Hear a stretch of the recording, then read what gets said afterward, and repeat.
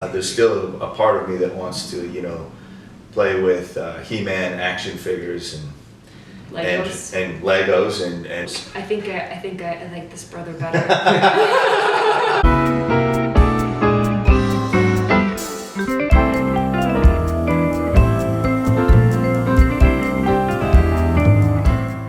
Hi everybody, welcome to this week's edition of the Gracie Note. I am here with the brothers from Saskatoon, the Karpinka Brothers. We are here with Shawn and Aaron with their brand new album, You Can Count on Me. Thank you guys so much for joining us. Thank you for having us. Did you guys always answer everything together? Sometimes it happens. But sometimes we don't. And sometimes we do. How long have you guys been doing music? Since you were kids to now as adults? Are you adults? Have you grown up? Physically, yes. Internally, there's still a part of me that wants to, play with He-Man action figures and Legos and just run free and be free. So I've maintained that part of myself because that's my own personal choice. I think I like this brother better. Well, I'm sorry. No, that's okay. We played music our whole lives, but together it's just more of a recent development in our lives. Oh. Now, 8 years? 8 years, I would say. We had played in different bands growing up as moody teens. We get along so well, and we're both kind of musicians who are working at our craft, but frustrated with the other experiences we've had. And we just kind of looked at each other like, you wanna do the music together? And we wrote, and we just started writing songs. We were just kind of secluded in our bedrooms, just working and writing, and then we finally had enough songs for an album, and we put it out independently together in 2008. That was called One Brick at a Time. Mm-hmm. It had, how many songs were on that? We recorded 17 songs in one day. We stood in our sock feet. We didn't wear headphones when we recorded. So a lot's changed throughout the years. We use headphones now, begrudgingly, and that was the first one. And then the second album, we recorded, the difference between that and the first was we had a rhythm section. Yes. That we had joined just through playing music more. We met more people. We were able to bring in a rhythm section, and that was 2012. There's a light, and then this newest one, You Can Count on Me. Yes. It's been out a couple months. Yeah. Was it hard working as siblings together? How did that work? Was it a process of learning from each other? It has changed actually, even though we might not think it has, but it really has. Because when we first started, I had been more into writing songs for a while, and there were times when I would kind of say, here's a song, right?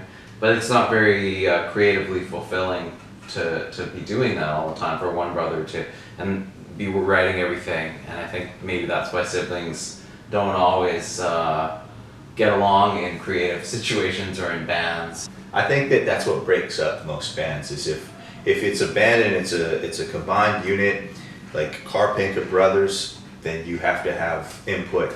I remember watching an interview with Chris Murphy from Sloan, talking about that's what keeps them together, is they all have their input, and then the great thing about that is that your music becomes something else other than what it would be if you just brought one thing to this. Right. I'll bring a melody, and Shawn will have a counterpart to that melody, and now we have a verse and we have a chorus. I think that we feel comfortable to talk to each other about anything. We only know how to write personal songs, I think. We don't really write in any kind of character, we just write from our own perspective in lives. Mm-hmm. So totally, yeah, and that is the great thing about music, and that is, like looking back on all of our songs, when one gets kind of written right through lyrically to the end, if one of us writes the lyrics all through, then there's a lot of bearing your soul, and there's a lot of love songs and positive songs, and then there's also songs where we're kind of working through some stuff, and there's nothing more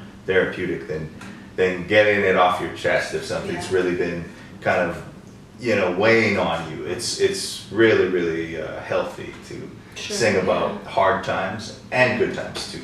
Latest album, You Can Count on Me, which is available everywhere now. You can all listen to it and all pick it up online. What is it to you guys? I think the sentiment behind that song, if I could speak on it for a bit, although you wrote that. Go for it. lyric to that was, you know, we're kind of, we're locked in, our rhythms are locked in, our thoughts are kind of locked in, and it's about being who you are, and if you want to be good to people, which you should be, and generous to people, not worrying ever about what's coming back to you, and just not letting that alter, like, you know, just being there for someone and saying, I'm going to be there for this person, even though, you know, people can let you down sometimes, and it's kind of disheartening, but you can't let that change who you are, and you can't let that change how you treat them. If someone took something else from the song where they thought it was referring to music and stuff like that, I think that's really cool too, you know, really, because that's how I feel about music, you know. Music, my antidepressant. One of these days, I totally, when I was listening to it, I was like, this is like future Beach Boys. This is like, it makes you want to groove and makes you want to dance. Can you talk about composing the music around that? Like, was it, I know you guys recorded the album in like 2 days, so how was it putting the music together for that song?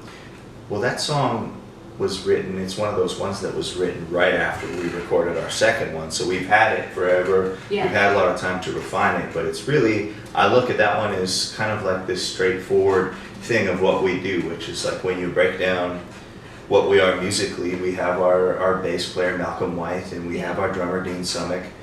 We have our sort of like lead singer here, although we do a lot of harmonies, right? You're primarily the rhythm guitar player, and I'm primarily the lead guitar player, and it's cool to weave like that, because it's like playing ping pong. Like, he bounces a rhythm at me, and I just like give him some slippery lightning back, and then he bounces it back to me, and it's just me reacting to what he's playing. So that's what will bring that out of me, is his rhythms bring out my rhythms. And then that's how it goes. For Tetherball, it's such a strong, because when you see the song title and then you listen to it, there's so many strong images. Can you kind of talk about singing that song on stage, and does it kind of make you feel stronger to like get those words out and be that strength? Say, I'm not taking this crap anymore. I love to sing that song. We've had that song for a while. It was on our first album, but we played it every time we've ever played, and so I think there is something that's really empowering in singing it, because I don't think that it's mean necessarily. I think it's just being self-assured. So I like that. Anytime I've ever set out to write something mean, it's turned into, usually flips and turns into the nicest song we could ever write. A gentle life lesson. So that's one of the few kind of stand tall ones that would border on the closest we'd ever be to an angry song. I don't think it's angry too bad. A diss track. In Far Away, there's one line that I really like, where it's, let me sit alone with my guitar. And I love to sit alone just with my headphones and just zone out for hours, or even just in my car and just take the long way home. And so what does that mean to you guys, or whoever had the writing helm and that kind of thing, just to write that and feel that? That was this guy, right? That was kind of about, like, the whole song is about not feeling entitled to perfection from the other person you're with, but wanting them to, if they really love you, embrace all the things that make you who you are as well. As long as they're positive things, not like terrible things or anything like that, but things that make me who I am, which is like referring to, like, I'm a guy who will give you everything I've got, but I need these little moments where I sit and I write songs, and like you said, I zone out, or I maybe lay on the couch and watch wrestling, but mainly the guitar and sitting there, and that's something that it's embedded into my DNA, and if I don't do that, I mean, it's the thing that makes me the most happy in life, and if I don't do that, it's like if I don't take my vitamins, I start to get kind of moody and miserable, and nothing makes a person feel more crowded or uncomfortable than not being able to do something that they love. The last song is Heaven Help Me Through the Hard Times. How did it feel playing it live in front of a crowd and everything for the first few times? It was interesting, you know, there were times where we were playing a really rowdy room and we would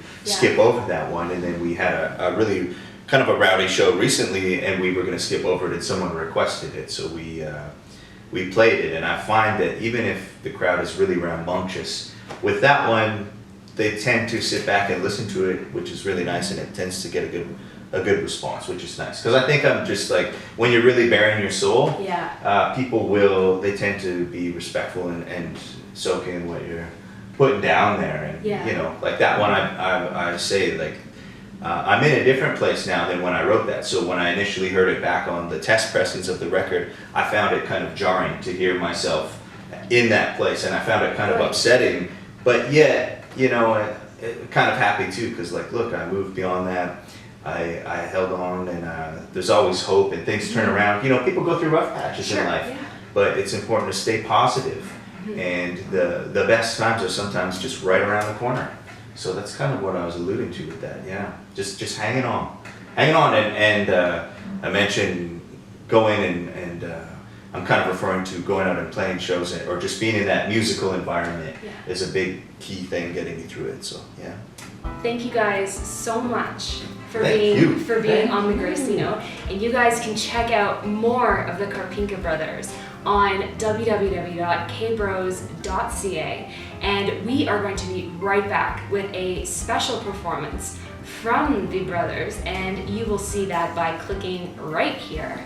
Check them out and check out their brand new video, Tetherball, in this week's article in the description below. Bye guys! See ya! Bye.